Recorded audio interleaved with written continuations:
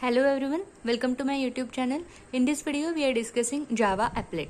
Java Applet is a special type of program that is embedded in the web page to generate dynamic content. It runs inside the browser and works at client side. So this Java Applet program runs on client side. Now we are discussing some advantages and disadvantage of Applet. There are some advantages. It works at client side. As it is working on the client side, it has less response time. It is secured. Then it can be executed by browser running under many platforms. So this is one of the major advantage of Applet. You can run Applet on different platforms like Linux, Windows, Mac OS, etc. Now we will discuss one drawback of Applet. The drawback of Applet is you need a Java plugin. Plugin is required at client browser to execute the applet.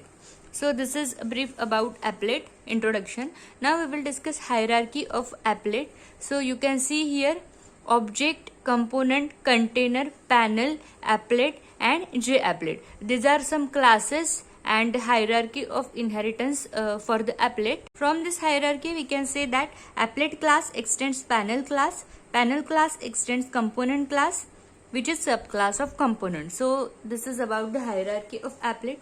Now we will discuss life cycle of a Java applet. There are various steps or stages in the life cycle of Java applet. The very first step is applet is to be initialized. So for this init method is used. Then start method is there to start the applet. The next step is applet to start the applet. Then after that paint method is there to paint the applet.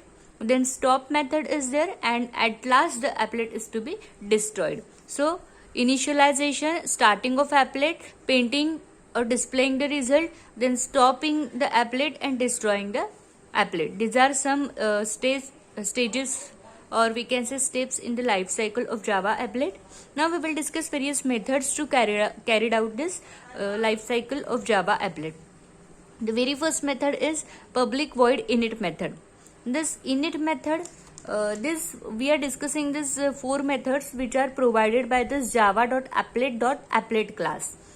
This init method is used to initialize the applet, and it is invoked only once, that is at the time of initialization. Then next is the public void start method. The start method is invoked after the init method or browser is maximized. That is second method is the start method. Then next is stop method. It is used to stop the applet. It is invoked when applet is stopped or browser is minimized. And the next is the destroy method. So destroy method is used to destroy or end the applet. It is used to destroy the applet, and it is invoked only once, that is at the end of the program. So this is about some methods for Java applet. And one more method is used which is provided by this java.awt.component class, and that method is paint method. The syntax of this method is public void paint graphics G. It is used to paint the applet. So this is all about Java applet life cycle. Now we will discuss how to run the applet. So there are two ways to run the applet. First of all, you have to write the Java program, and that Java program is to be embedded in a HTML file. You can see here there are two ways, either by using HTML file or by using a applet viewer tool. Now we will discuss one sample program so that the concept will be clear to you. This is a program, import java.applet.applet. So this package you have to import for executing the Java program. Then this import java.awt.graphics. This package is to be import for execution of the graphics content in the Java program. Then next is public class first extends applet. So you have to use this extends keyword because we are inheriting this new class from this applet class. Then next is the paint method. So paint method is used to display the output. Public void paint graphics g.drawString welcome. So welcome will be the output of this code. Now this is your Java code, and now you have to write a HTML code. This myapplet.html will be the name of HTML file. You can save the HTML file with any name, but you have to save this Java file with this class name. Now in this HTML file you have to use this applet tag. Okay, we call it as a applet tag. Applet code is a keyword. Then you have to write here the class name. Whatever class you have to use in your applet, that is to be written here. Here the class name is first, so you have to write the first dot class. And before executing this HTML file, you have to compile this Java code so that the class file will be created. So first dot class, then width and height. It will be the width and height of the display window. Then closing of applet tag, closing of body, and closing of HTML. So you need these two codes. One code is the Java code and another will be the HTML file for executing the program. Once you have written the code, either you can execute directly the HTML file after compiling the Java code, or you can use the applet viewer tool or applet viewer command to execute the code. We will see the execution of this sample Java program now. Now we will discuss passing parameter to applet. We can get any information from the HTML file as a parameter. For this purpose, applet class provides a method named getParameter. The syntax is public string getParameter string parameter name. Example of using parameter in applet: import java.applet.applet, import java.aw.graphics. So you need to import both these packages. Now this is public class use param. So you can give any name. I have given use param extends applet. So you have extended or inherited this class from applet class. So you have to write this extends keyword. Now this public void pent method is there. String str equal to get parameter message. G.drawString str 50,50. So this is a drawString method and we are giving the message as a parameter.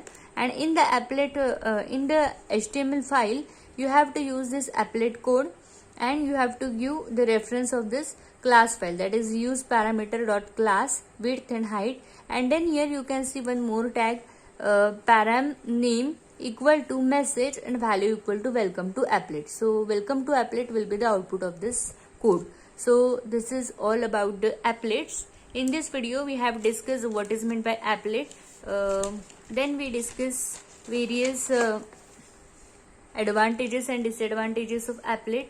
Then we discuss hierarchy of applet. Then we discuss life cycle of applet. Then we discuss various methods supported by applet, that is init method, start method, stop method, destroy method, and pent method. Then we discuss how to run the applet, and we discuss one sample program. Then we discuss how to execute applet program, and last topic that we discuss is passing parameter to applet. Here we discuss one program to calculate square and cube of a number using applet. Here you can see the name of our program is SQ, or we can say name of our code is SQ. Applet program is SQ. Here we have defined some labels, some text fields, and one button. After pressing that button, square and cube of the given number will be calculated. Now this is init method. Init method is to initialize the applet. You can see here we have assigned certain labels. L1 equal to new label value, T1 equal to new text field 10. In the same way we have defined labels for square, then cube. Then we have defined one button B1. You can see here the button B1 to calculate square and cube. Then this is the action, add action listener. That is whenever an event occur, in that case this action listener will carry out the operation that is to be performed to handle the event. That is, we can say this is the concept of event handling in Java. So once you click the button, in that case this cube and square of this number will be calculated here. E is an object of this action event class, and if e.getSource equal to B1 which is the button that we have pressed, that is the event occur, in that case this number will be input, that is whatever number whose square and cube you have to calculate, that will be input here, and then its square and cube will be calculated, which we are saving in Y and Z, and finally we are assigning those values to T2 and T3. So this is how the code is here. Now the method to compile is simply you have to go to command prompt. You have to compile the code, that is javac sq.java. Okay, so the code is successfully compiled. Now one more thing is you need a HTML file.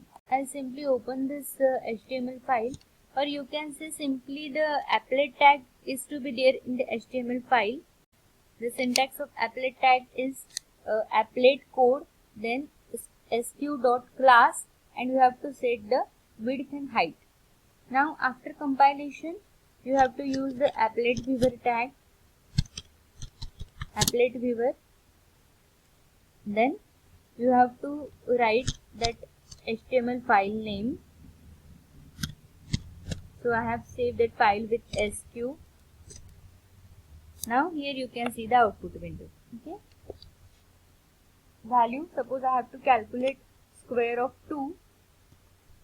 Here it is giving square of 2 and here it is giving cube of 2. So this is how the applet code works.